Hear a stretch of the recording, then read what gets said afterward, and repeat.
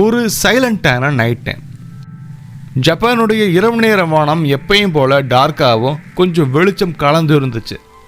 அந்த டைமில் திடீர்னு ஒட்டுமொத்த அந்த இருளுமே பகலாக மாறுற மாதிரியான வெளிச்சத்தை சிலர் பார்த்தாங்க. அது கொஞ்சம் வினாடிகள் மட்டும்தான் நடந்துச்சு. ஆனால் அந்த தருணத்தை அங்கே அதை பார்த்தவங்க வாழ்நாள் முழுக்க மறக்க முடியாத ஒரு அனுபவமாக அது மாற்றிருக்கு. இது ஒரு சாதாரணமான விஷயம் இல்லை, இது ஒரு மிகப்பெரிய ஃபயர் பால் எக்ஸ்ப்ளோஷன். இந்த சம்பவத்தை நீங்கள் கேட்டிங்கன்னா அடிக்கடி இரவு நேரத்தில் வானத்தை பார்ப்பீங்க. ஏதாவது ஒரு நிகழ்வு நடக்குமா அப்படின்ற ஒரு பயமும் உங்களுக்கு இருக்கும். அதுக்கான காரணம் அதோடைய தரைப்பரப்பில் இருந்து 30 கிலோமீட்டர் உயரத்தில் வெடித்து சிதறி இருக்கு. அப்போ வெளிப்பட்ட சக்தி ஹிரோஷிமா அணுகுண்டு வெளிப்படுத்தின அந்த சக்தியோட வெறும் 10 மடங்கு தான் கம்மி. ஸோ என்ன ஏதுங்கிறத வாங்க நம்ம முழுசாக பார்க்கலாம். நான் உங்கள் கேள்விக்கே, இது செனித் ஆஃப் சயின்ஸ்.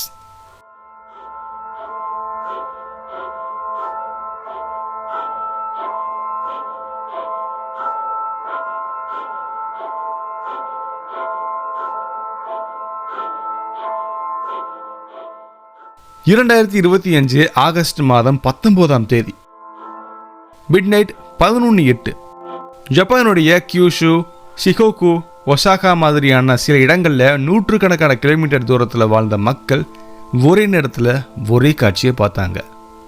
ஒரு பந்து மாதிரியான ஒரு பொருள், ஆனால் அது விழிச்சது வெளியேற்றுச்சு. வானத்தை பொழந்துட்டு உள்ளுக்குள்ளே பூமியை நோக்கி வர்ற மாதிரி அவங்களுக்கு தெரிஞ்சது.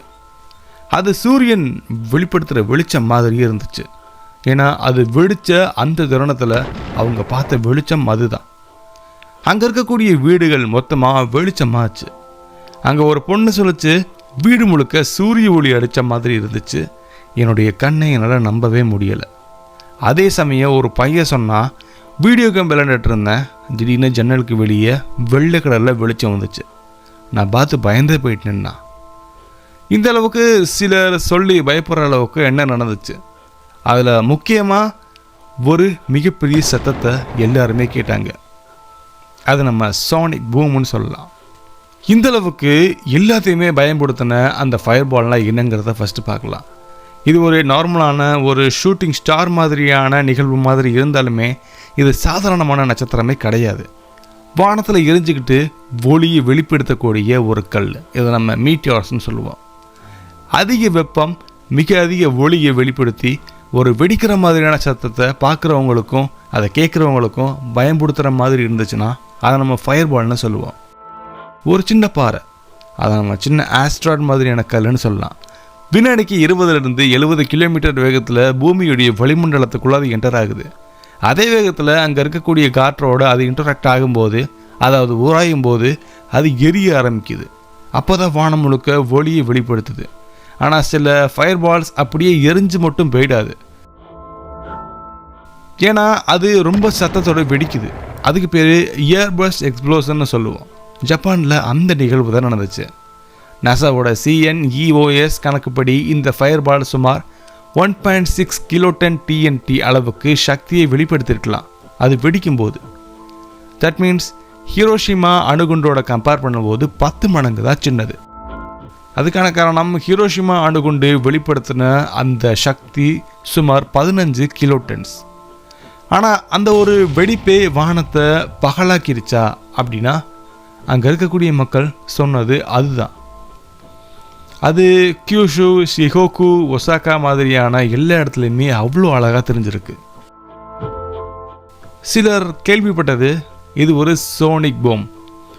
அது பாறை வெடித்து வெளியேற்றும் போது மிகப்பெரிய சத்தம் வந்துச்சுன்னா எப்படி இருக்கும் அந்த மாதிரி. அது அட்மாஸ்பியரிக் சென்சாரில் கூட அந்த ப்ரெஷர் வேவ்ஸை டிடெக்ட் பண்ணாங்க. ஜப்பானுடைய சாகுராஜிமி அந்த மலைக்கு பக்கத்தில் நிலை அதிர்வு கூட வந்திருக்கு. அன்ஃபார்ச்சுனேட்லி அந்த கல் கடலில் விழுந்திருக்கலாம். அதனால் நம்ம எந்த சாம்பிளையுமே எடுக்க முடியல. இது உலக வரலாற்றில் நடந்த முதல் சம்பவமே கிடையாது. ஏன்னா ரஷ்யாவில் 2013 ஒரு மீட்டர் வெடிச்சிது. இதோடைய சக்தி 500 கிலோடனுக்கு நிகரான சக்தி. அதன் காரணமாக 1500 பேர் காயமடைஞ்சாங்க. இதுக்கு முன்னாடி 1908 சைபீரியாவில் இதே மாதிரியான ஒரு நிகழ்வு நடந்துச்சு. இந்த மீட்டியார் ஏர்பர்ஸ்ட் ஆனதுனால கிட்டத்தட்ட 2000 கிலோமீட்டர் ஸ்கொயர் அளவு இருக்கக்கூடிய காடு அழிஞ்சுது. இதை பற்றி இப்போயுமே விஞ்ஞானிகள் ரிசர்ச் பண்ணிட்டு தான் இருக்காங்க. இதோட கம்பேர் பண்ணும்போது ஜப்பானில் நடந்த இந்த ஃபயர் பால் ரொம்ப சின்னது தான். ஆனால் அங்கே இருக்கிறவங்களுடைய கண்ணில் ரொம்ப அதிகமான வெளிச்சத்தையும் அவங்களுடைய காதில் ரொம்ப அதிகமான சத்தத்தையும் கொடுத்தனால கொஞ்சம் மறக்க முடியாத தருணமாக ஆக்கியிருக்கு. நீங்கள் நினைக்கலாம், இப்படி ஒரு ஃபயர் பால் வந்தால் அதனால் நமக்கு என்ன பயன் கிடைக்க போகுதுன்னு. காரணம், அந்த கல் எங்கேருந்து வந்திருக்குன்னு நமக்கு தெரிஞ்சதுன்னா நம்ம சூரிய குடும்பத்துடைய வரலாறை நம்மளால் புரிஞ்சுக்க முடியும். இந்த மாதிரி விழுகக்கூடிய மீட்டர்ஸில் பில்லியன் கணக்கான ஆண்டுகளுக்கு பழமையான தாதுக்கள் இருக்கும். அது பூமியுடைய ஆரம்ப வரலாற்றை கூட அண்டர்ஸ்டாண்ட் பண்ணுறதுக்கு ஹெல்ப் பண்ணும். மேலும் இந்த மாதிரியான ஒரு மீட்டர்ஸ் பெருசாக இருந்துச்சுன்னா அது பூமிக்கு ஆபத்து தான். அதனால தான் நாசா, யூரோப்பியன் ஸ்பேஸ் ஏஜென்சி, ஜாக்சான் சொல்லக்கூடிய ஜப்பானுடைய நிறுவனம் எல்லாமே பிளானட்டரி டிஃபென்ஸ் அப்படின்ற ப்ரோக்ராம்ஸை நடத்திக்கிட்டே இருக்காங்க.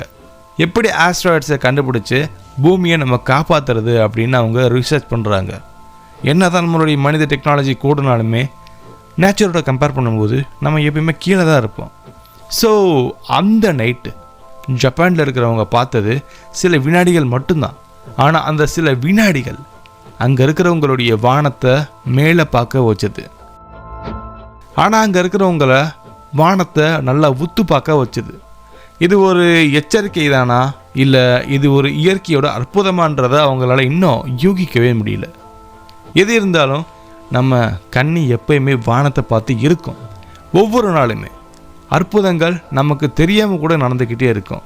நீங்கள் வானத்தை பார்த்தா ஒருவேளை உங்களுக்கே அறியாமல் இந்த மாதிரியான ஒரு ஃபயர் பால் கூட பார்க்குறதுக்கு வாய்ப்பு இருக்குது. இது உங்களுடைய வாழ்க்கையில் மறக்க முடியாத தருணமாக கூட இருக்கலாம். இப்படி உலகத்தில் இருக்கக்கூடிய அற்புதங்கள், வானத்தில் இருக்கக்கூடிய பல ரகசியங்கள், அறிவியல் கதைகள்னே நீங்கள் தொடர்ந்து தெரிஞ்சுக்கணுன்னா நம்ம சேனலை சப்ஸ்கிரைப் பண்ணுங்கள். உங்களுடைய ஒரு கிளிக் தான் என்ன மாதிரியான யூடியூபர்ஸை அதிகமான விண்வெளி சார்ந்த அற்புதங்களை உங்கள்கிட்ட கொண்டு வர்றதுக்கு ட்ரிகர் பண்ணும். ஸோ மறக்காமல் சப்ஸ்கிரைப் பண்ணுங்கள். இன்னும் பல வீடியோஸ் காத்திருக்கு. நீங்கள் பொறுத்திருந்து பாருங்கள். பழைய வீடியோஸையும் பாருங்கள். கண்டிப்பாக நீங்கள் இன்னும் ரொம்ப ஆச்சரியப்படுவீங்க. பாய்.